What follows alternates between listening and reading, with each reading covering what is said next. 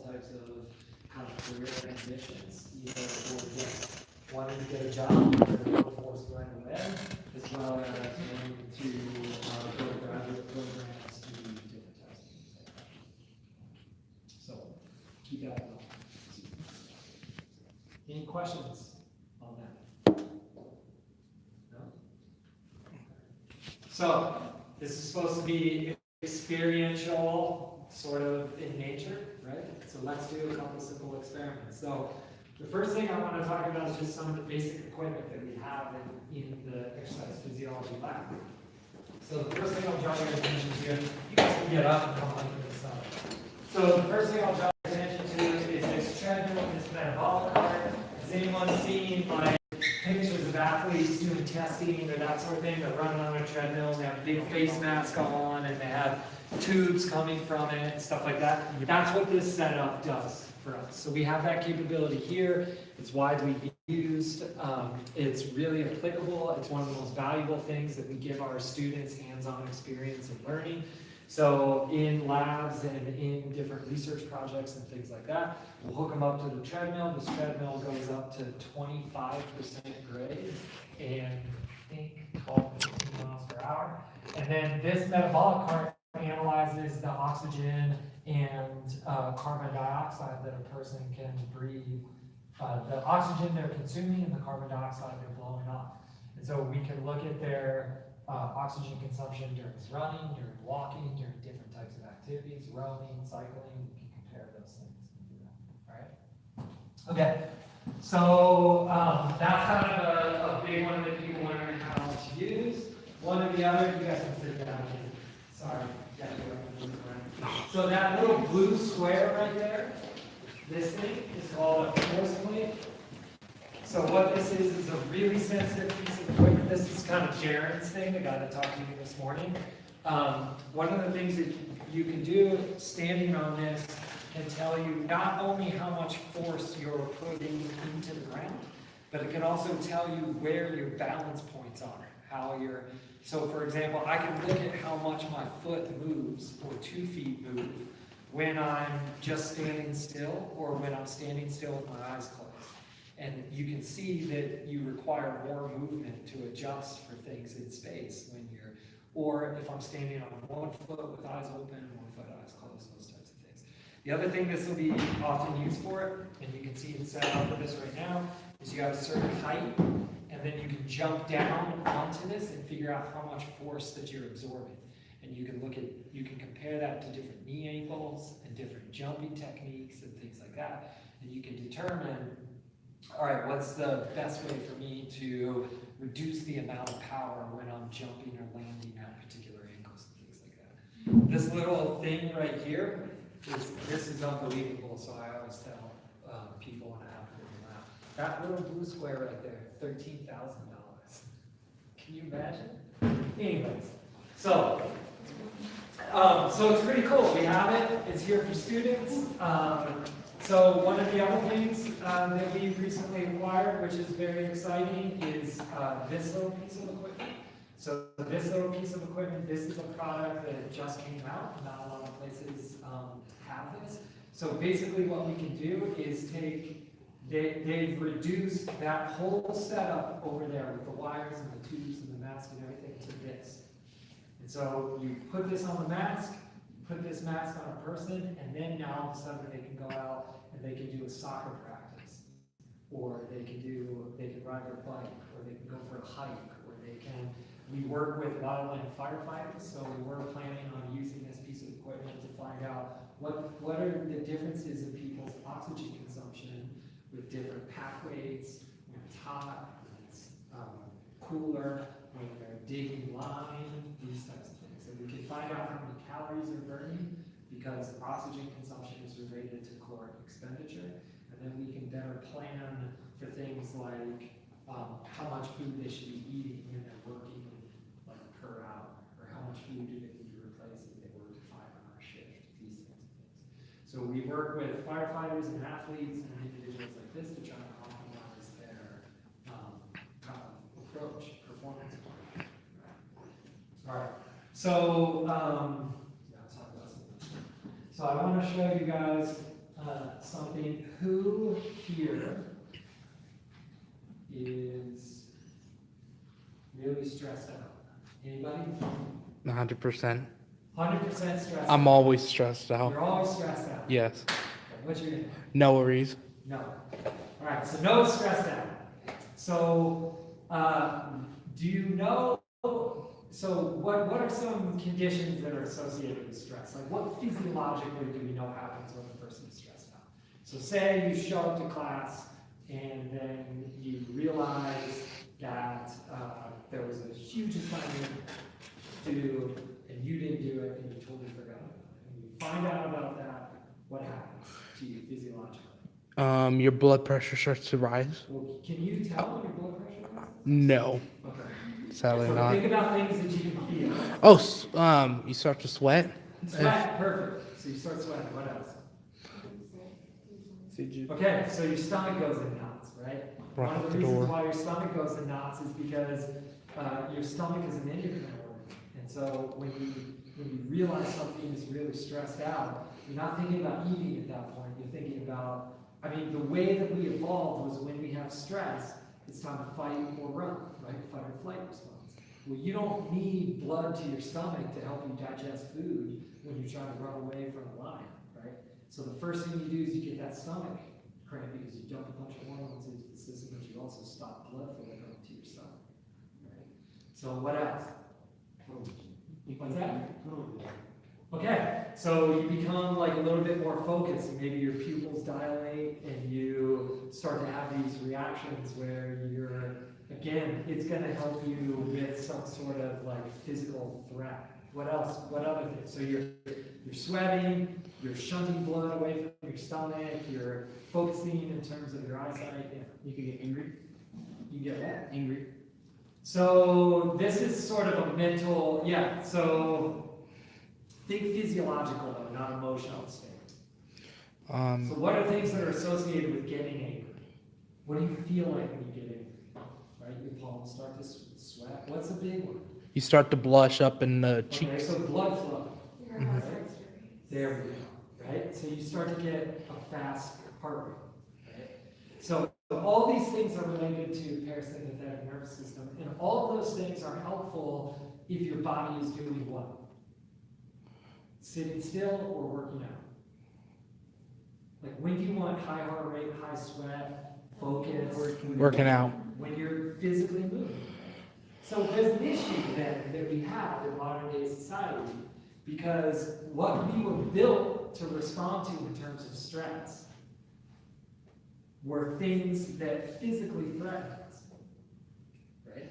And those things that physically threaten us, we want to have systems in place that ramp up everything and get us ready for physical action. So you're standing on you guys said you ran a track or cross country, you're on the start line. You're not producing any work at that point, right? You're not running, you're not moving. There's no difference in the work you're producing between standing on that start line and sitting on the couch on a Saturday afternoon. But what is different about your physiology? You're anticipating this physical action. And so your heart rate's up, you're sweating already, you're focused, you're nervous, you have these, right? You may even be starting to feel like that right now, just from perceiving. So when we disconnect that from physical activity, it takes a toll on our body. So we all know, we've all heard things like stress is bad for us, right? And that's because the things that stress us out in modern day society are things like deadlines and school and stress and relationships and social pressure and where you're going to go to college, what are you going to be when you grow up, and all these different types of things, right? And your brain it can't really, your lizard brain, the part of the brain that's been around for a really long time, can't tell the difference between a deadline and whether or not a lion is about to eat you. Right? And so what reaction do you have? You miss this deadline. You can't fight your way out of missing that deadline. You can't run from the fact that you missed that deadline, but yet you still have this physical manifestation. Right? And this is something that wears on people over time. So Noah even said, I'm always stressed. Right? And so when you're always stressed, it takes a toll. And they say things like you should exercise because exercise relieves stress. One of the reasons exercise relieves stress is that you actually couple the perception of stress to a physical manifestation. And when you finish exercising, your body thinks, well, I'm still here. I guess I got away from that line. That's pretty relaxing feeling. Does that make sense? So the number one thing you can do for like stress and well-being is to get exercise every day. And that is physiologic basis for that. It's not just like, that's not just made up. We know that it changes your endorphin, it changes your brain chemistry, all these different types of things. So, that brings us to this test. This test is called heart rate variability. What happens, so Noah, come on up here. Filming this? Yeah, I'm live streaming for my channel. I've been trying to get some subscribers. Oh, okay. And I also wanted to show you more. Cool. So, Okay, so sit down. Okay. Now, we have this ear clip, right? So we're gonna put this ear clip on Noah's ear. And then, put your name in here. I'm gonna set your challenge level at medium. We'll start. And now, I'm gonna hit this button and you're just gonna sit there. And while Noah just sits there and this thing's gonna start reading and taking measurements, I'm gonna explain this concept of what's called heart rate variability. So the idea behind heart rate variability is that if you were to take your resting heart rate, and your resting heart rate is 60 beats per minute, right? So if your resting heart rate is 60 beats per minute, it doesn't mean that you have 1 beat per second on the second. It just means you have a total of 60 beats for that 60 seconds. Does that make sense? So the more variable your heart rate is from beat to beat is associated with your state of relaxation and calmness. So what happens is if this is a heartbeat and this is a heartbeat and this is a heartbeat, between these two heartbeats you have a certain amount of time. And if you were to say extract that out, say this is 60 beats per minute, right? And then these two lines are closer. And so if you were to extract this out, this would be like 80 beats per minute. Okay. So this heart rate is variable because it goes from 80 beats per minute rate to 60 beats per minute rate from beat to beat. Okay. So the more variability you have in that heart rate between beats, and the consistency of that variability is an indicator of being calm. When we get stressed out and we have our sympathetic nervous system, our heart rate becomes less variable. And when the heart rate is less variable and also inconsistent with that variability, it's an indicator of sympathetic nervous system activity. So we can use this device that clips on your ear, and it looks at your heart rate by examining your pulse and the time between the way blood is flowing through your ear. And what we can see is a measure of heart rate variability. So don't look at this. No. It's for everybody else. Right. So what we can see is that Noah has some variability in his heart rate, right? So this heartbeat was at a rate of over 90 beats per minute, whereas this heart rate down here was around, this one is about 109 beats per minute, and this one way down here is at 90 beats per minute, right? So there's some variability there, but there's no consistency in the variability. Like, these are up and down, these are over here, these are, like here, there's very little variability, and there's no consistency, right? So all of this is consistent with Noah's assessment that he is always stressed out. The other thing is that what this machine does is it puts your heart rate variability and the consistency of your variability into an algorithm that this company has created. And what it does is it gives you this thing called a coherence score. So low coherence means basically is associated with sympathetic nervous system activity or stress. High coherence is related to calmness, contentment, parasympathetic nervous system. So the parasympathetic nervous system is the opposite of the sympathetic nervous system. It is the opposite of fight or flight. So this is the relaxation. Now we can actually train our body by examining this and using this called biofeedback tool. So in real time, we can put Noah into, say, a really stressful situation where we can tell him, like, imagine a time when you're really stressed out. Imagine that I just told you you missed a deadline and you're gonna fail a class or something like that. You give him something that is very stressful, and then Noah can literally train himself in real time at staying calm to something that's not physically threatening. Does that make sense? All right. So this is a really powerful tool because you can train yourself to become more calm. And you can do this by controlling your breathing. And so we see that right now he has the highest percentage. This breakdown adds up to 100. Right? So the highest percentage right now of is in the low coherence ratio. And then it's split about even with the medium, but he has the least high coherence, which again goes with his initial assessment. Stressed out. Okay. So go ahead and now you can turn around slowly. Don't rip this off your ear. So turn around so you can see this and get comfortable. Like turn the chair around. Okay.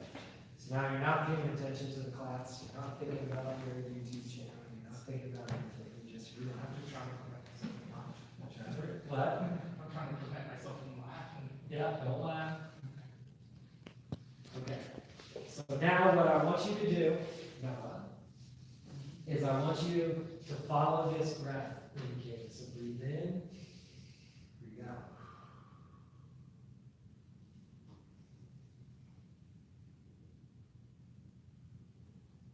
So normalize your breathing. Breathe through your belly. So push your belly out when you breathe in. Belly in, breathe in. Try and be as consistent as possible. And the next thing I want you to do is think about a time or a situation that makes you really happy. So I'm not talking about like positive feelings per se. What I want is for you to think about a time, say you were on vacation, you were with your family. It's just a time when you were very content and very happy. Focus on that while maintaining your breath. So just focus really hard on that. Separate yourself from the class. So while Noah does that, we'll check in with him. You guys come over here and I'll show you something. Okay, so one of the other things that we can do is focus on that one. Think about these really content, warm, fuzzy feelings. So one of the things that our lab has is we have 4 of these little sensors, which shouldn't impress you in any way based on that description. But these are research-grade GPS monitors that are used for sports performance. So we were able to acquire these at the time that we acquired them, and I don't know if it's still the case or not because we've had these for about 3 years.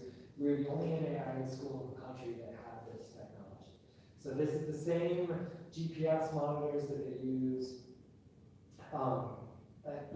for several Division I football programs, like Alabama, Ohio State.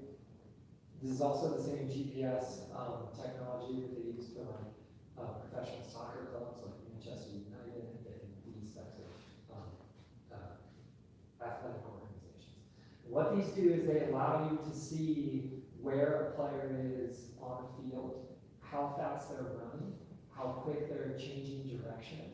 And you can do that for a game or a practice, and you can get a bunch of information about the performance of that player and analyze it after the fact. So we were lucky enough to get 4 of these. They thought it was cool that we're a small school that we showed interest. So 4 of these cost us $5,000, and students get to use these, right? So we use them in labs, we can use them for capstone projects, we can use them for different types of things. It's So it's a cool, it's a really neat tool, and I wanted to show you guys a little bit about what the capabilities of these are. So one of the examples that you can use these is to understand better the performance of an athlete during a game, for example. So when are they getting tired? When is their top speed going down? When do they utilize, like, are there nutrition interventions that we can do? That's what I'm interested in. Is there nutrition interventions that you can give during games that people don't always think about or don't do because of the heat of the moment? They can prevent things like decreases in performance or cramping or those sorts of things, right? So in one of our labs this fall, a wide receiver and kick returner for our football team, who's also an exercise science student, he wore this during the game. So you wear kind of the sports bra looking thing, you put it in the back here, and then it talks to the satellites, and it shows you, like, wherever you are and how quickly you're running. So the first thing you can do is, so his name is Nico, so we have Nico's football game from October. So the first thing you can do is open up this file on Google Earth, and just to make sure that it was captured correctly and that you get an idea of the type of activity someone undergoes during a football game. So this is our stadium. This is our football stadium.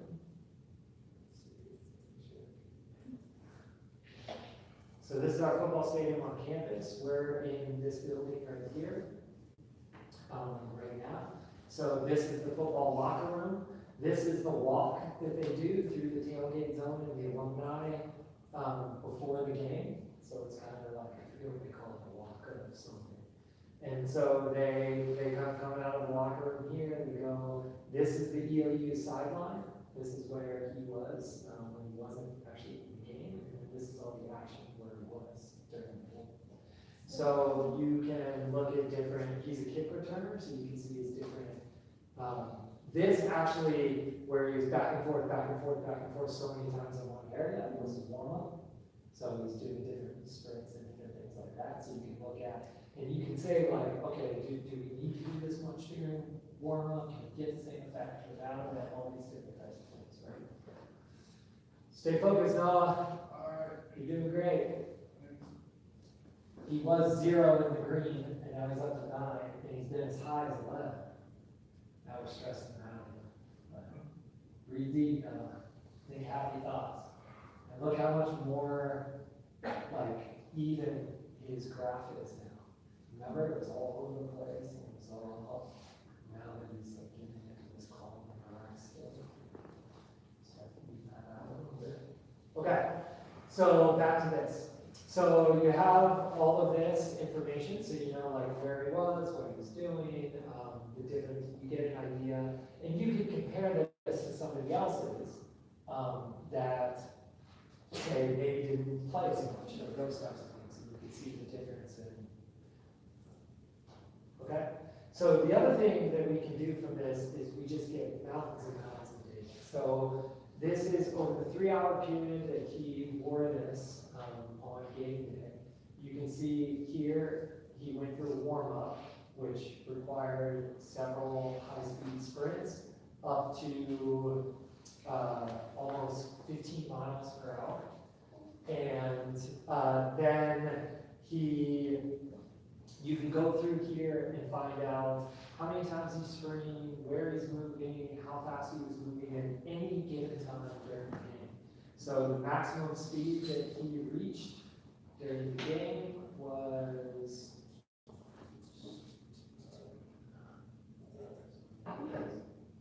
17.8 miles per hour, and he held that for a certain amount of time across this effort, right?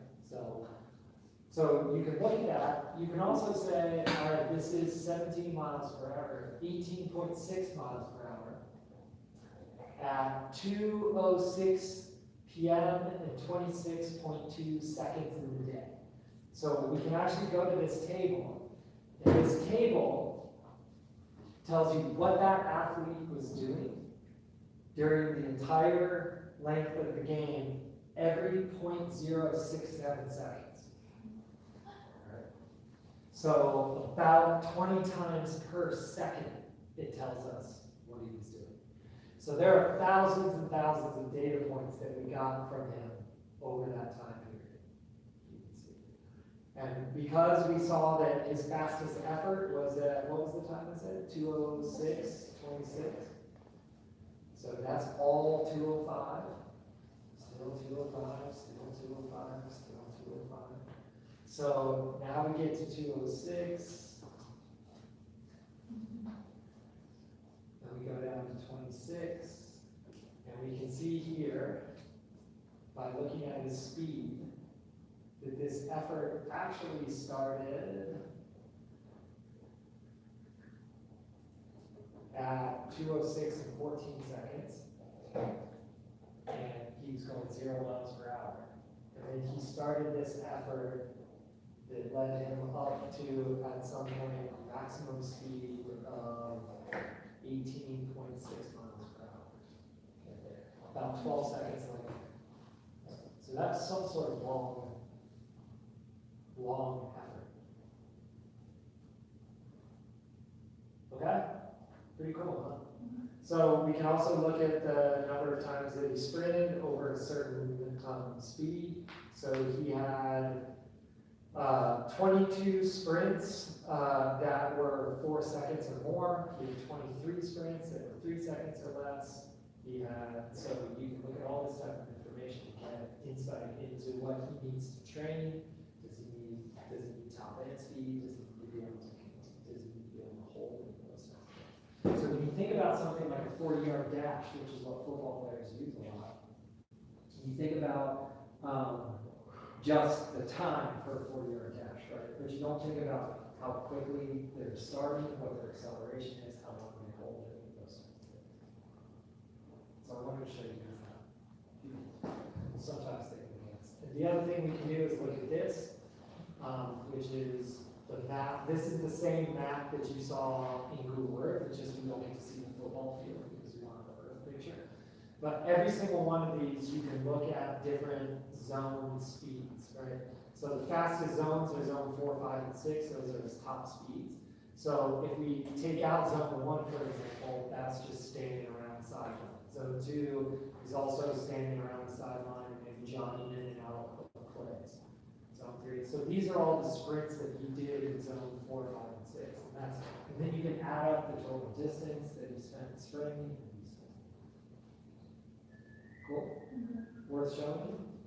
Okay, good. So let's check back in with Noah. He's up to 17%. That's awesome. So we can look here that if we go back to the beginning, when we first checked in with Noah, he was really a lot more variable and sometimes off the screen, up and down, whereas now, oh yeah, good run here. Yeah, pretty coherent run there.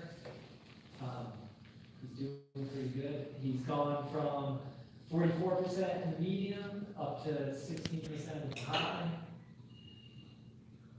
That's pretty cool. Someone else want to try this? Who? Do you get stressed out, Marianne? Okay, come on out. Good job. Pretty interesting, huh? I'll send you real quick another time. Let me record this time. Yeah, boy. Switch it from here. I couldn't stop laughing from you. Stressed out? You have a stress ball. That's a potential indicator What's that you're stressed out. Thanks, my homies, for recording me while I was up there. Family variables. So I'm just gonna click this to your ear. I'm gonna reset this for you. Wait, you guys were able to see the graphs, right? Like, did you zoom in? You zoomed in. Kind of. This has been full. So it was like this. Yeah. Oh, okay. Dude, that's fine.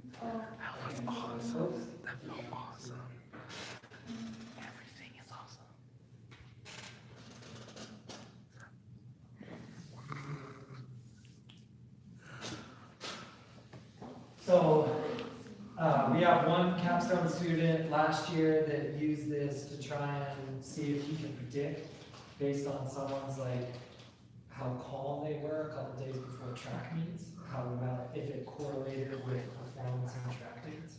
So, we also have an individual, or we have a student that wants to look at kind of the calming effects of being in nature is compared to other more stressful environments and things like that. So, doing good already. 100% in the medium. Laugh at her more. Make her feel uncomfortable. Yes. What strikes you out? Corrupt them all. There it goes. Corrupt them all. Do you have a big five coming up? Look at this. Look at this. It was nothing. That was just. Corrupt her all. Corrupt them all. Make her more stressed. This is so bad. Wait, is it worse than mine? Hold up. It is? So what you can do now is you can actually put yourself in these types of situations and train yourself to stay calm in the face of these types of. So you lost significant ground on your solid medium. Stressed. It's just red. Oh, she is just so stressed. And we see that. So when she's laughing and holding her breath, it actually doesn't really pick up all that great. Her breathing is becoming not coherent, if you will, or not even. And you know, she's holding her breath. She's kind of pretty nervous. Now she's starting to calm down. She started taking control of herself. Okay. Yeah. Woo! Not anymore. This next one's gonna be. This next one's gonna be. Yeah. Okay, so there's a little bit of lag, right? So you guys made a laugh, we saw her laugh, and so. Went down one. Yeah. It went down one. There we go. It is the next one. It's the next one that'll pop up and get ready to, yeah, see it goes on. Huh, huh. Yeah, it's kind of all over the place. So now we're gonna give her a break, we're gonna stop making you feel awkward, go ahead and turn around. Bye. Okay, so now what I want you to do is focus on this. So breathe in. Breathe out, nice and easy, and just focus on thinking about really positive, like, warm feelings. So the way they describe it in the manual is that you're not just telling yourself positive things.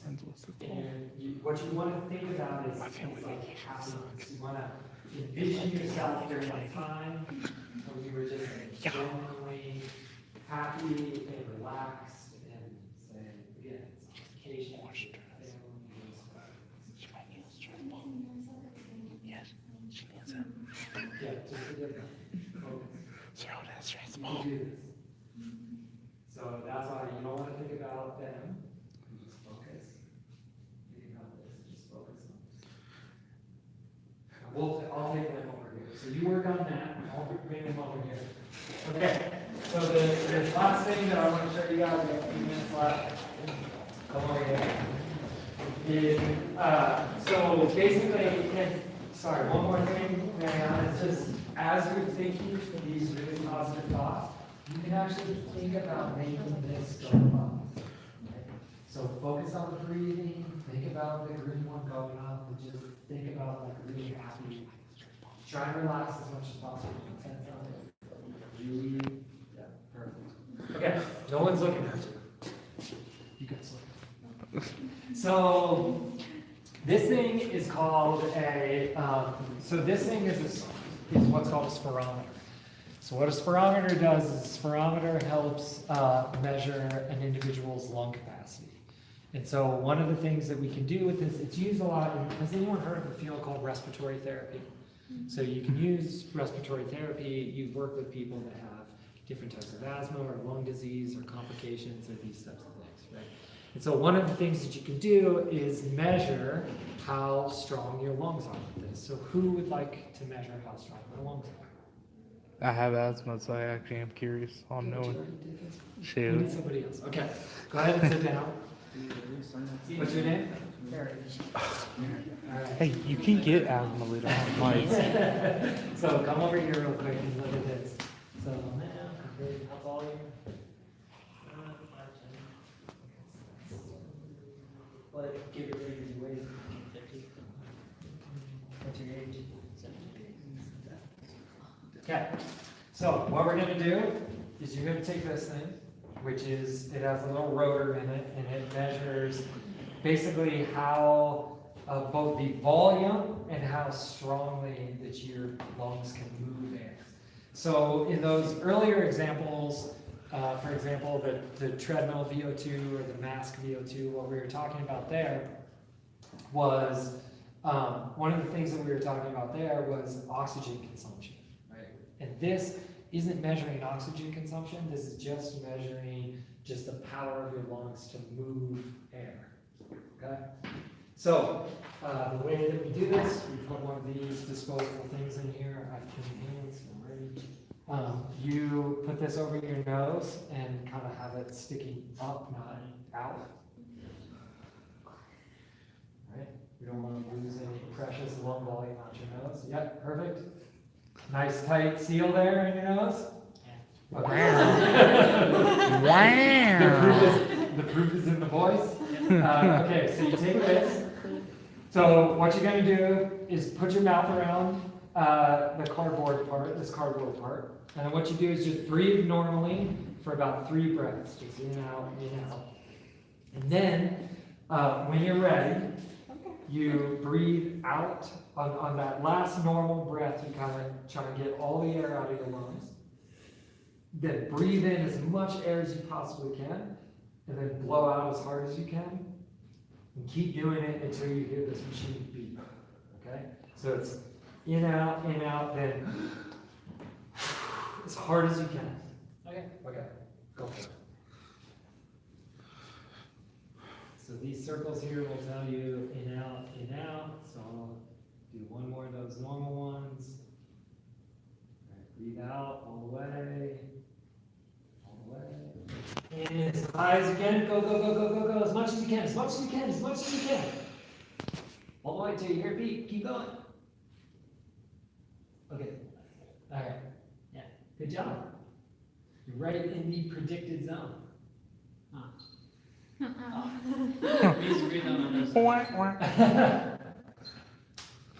So we say here, we got a reading, it's analyzing it. It says, good blow, your forced expiratory volume is 3.86, your forced vital capacity is 4.76, and that's in liters. So basically, you have lung capacity to expire 3.86 liters. And when we look at those results, well, it doesn't give you, but one of the cool features on here is your lung age. So your lung age, you have lungs that are under 25 years of age, functionally, which is a good place to be. Cool. Because you're under 25 years of age. Does anyone else want to try this? Zach, you should go. Zach, No? Do you guys beat the band kid? Do you want to, what instrument do you play? I don't know band kid. Oh, there you go. So Be you have- don't you? So you have some breath control. That's pretty good. You play this. I don't. I know. Yeah, and there's no resistance, right? You just like, right? So think about when you're playing a note up to clarinet, you're blowing air through some really small space. Right, and you're getting a lot of pressure, this high pressure. This is very low pressure because of how big your chin is. Does that make sense? Okay, cool. So grab your mouth and just pull. Yep, go that way. How are you doing, Marianne? Wow! Oh, whoa. That's going apart. Look at her, like, accumulated coherence score was really up and down, but you really hit a good groove here. Good job. You have the ability to relax. Oh, she got. Oh, she one more and she beats my. Okay, it's 11:55. Who has questions? You can be done. Oh, she didn't go up one, so we tied. We tied in the green. Yeah, I recognize you too. Now, if Martine was here, he can stress the heck out of it, you know that. Oh yeah. Okay, who has questions? Not me. What do you want to know? Where did babies come from? I'm kidding. I'm kidding. I'm Good kidding. job. What else? We got 4 minutes, 3 minutes and 30 seconds. Keep it appropriate. What do you want to know about? It's my channel. I'll live my life. About going to college, about EOU, about our program. What did the hashtags are mainly used for EOU? I have no Oh. idea. Yes, How hard is it to get on the football team here? that would be a conversation to talk with Coach Cam about. Just email him. He's super nice guy. I have no idea. Any other questions? We have several football players in our major, but I don't have anything to do with the football program per se. What else? What do you want to know? I think he has a question. Do you have children? No, I have children? Yeah. Oh. What's your question? I don't know. He keeps asking to use that little, it's called the vertical. The vertical. Yeah, so that's a good question. So this is called a vertex. So what this is for is you set this and you can figure out what the vertical jump is.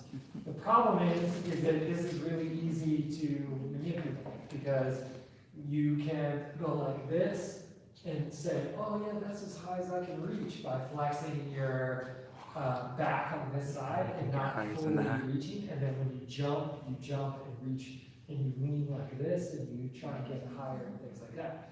So they used to use this in the NFL Combine when they're doing different things, and now they do not. Now they use this thing. So this thing is a vertical jump pad, so it'll come up here. Oh. So this is a vertical jump pad, and what this does is it measures your vertical jump based on hang time. So the one thing that you have to do when you do this is you jump and you have to keep your legs straight. Now when you land, obviously bend your leg. You don't want to land flat-footed or straight-legged. So when you land, you have to bend your knees and sort of that. But basically, because we know what the acceleration of gravity is, you step on the mat, tell you to jump, you jump.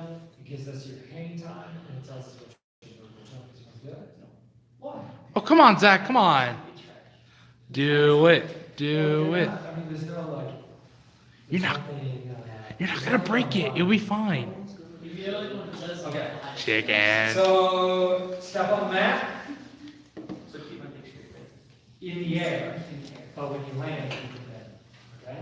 Now, let's do an experiment actually. So, what's your name? Katie. Katie. Katie, go up to the board and grab a marker. Yes. Come on, Andrew. Come on, Andrew. Come on, do it. Man, get your butt up there. Okay. So now, what I want you to do is we'll do jump test 1, so whatever, just use Come on. the first one. So jump sides in here, keep your legs straight in the air, come down, we'll get the results. Okay, go.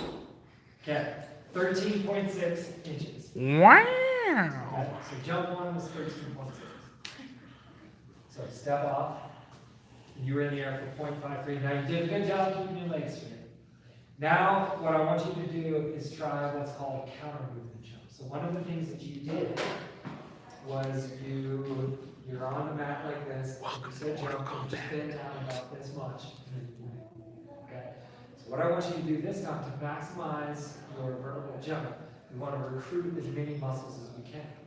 One of the ways that you can recruit more muscles is to induce what's called a stretch reflex. So when you expand the muscle really quickly, you have a reflex that activates that muscle contraction to prevent it from tearing. Right? So think about, like if someone hands you something that's heavier than you didn't realize it was that heavy. And what did we say? Oh, that was heavier than I thought. Yeah.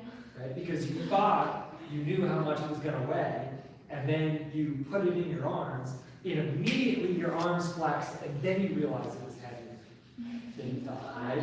You don't go, oh wow, this is heavier than I thought, flex, like that, right? Like, you flex immediately, that's a reflex, right? So we can engage that reflex. So this time when you do it, what I want you to do is bend down as quickly as possible and jump immediately after you bend down, but bend down a lot lower.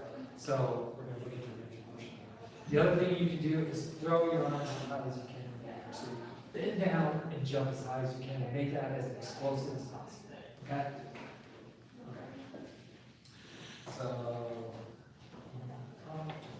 Okay. Okay, step on the mat. Whenever you're ready. So 14. Good job. Okay.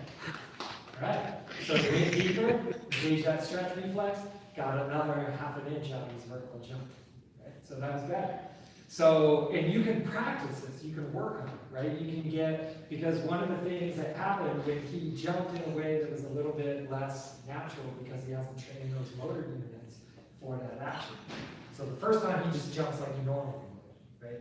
The second time he's engaged a little bit more, and he got a little bit more performance, but you can see he was a little bit more out of control. So you can actually train to be more in control and have like engage that reflex, but also control. Now this time what we're gonna do, we're gonna have to do one more jump. This time we're gonna take the stretch reflex, any type of stretch reflex out of it. So what I'm gonna have you do is lower down like this, and then pause. We're gonna count to 5, and then you're gonna jump. And what happens is that stretch reflex is gonna disengage because it's not a rapid stretch. You've gone down here, you've stopped your muscle from tearing, and now your stretch reflex is out of the equation, right? So, go ahead and step on the mat. Okay, bend down, and we'll count to 5. 1 city, 2 city, 3 city, 1 city, 5 city. Okay, jump. Leapfrog. 12.1. Okay? Cool, huh? So you can, I've never seen you jump before. I don't know what type of athlete you are, but I basically just, by understanding stretch reflexes and the way to engage those and use those, we can do those kinds of things. See, you wouldn't have been able to do that had you not asked about the vertex. Science. I mean, we have a lot of different performance related stuff like that. We have a laser timing system. We have the force plates. We have the jump mat. So there's a bunch of stuff that just kind of starts to scratch. Okay, cool. Thanks for coming, guys. Have a safe trip back. All right. Wherever you're going to, and enjoy the rest of your day. Thank you. Yeah, see ya. Hey, guys. You all know where you're going? Yep, lunch. Yeah, wait, we all have the same time to go eat, right? Yeah. Oh my gosh. Dude, this live stream has been going for almost an hour. This is epic. Man, you all suck.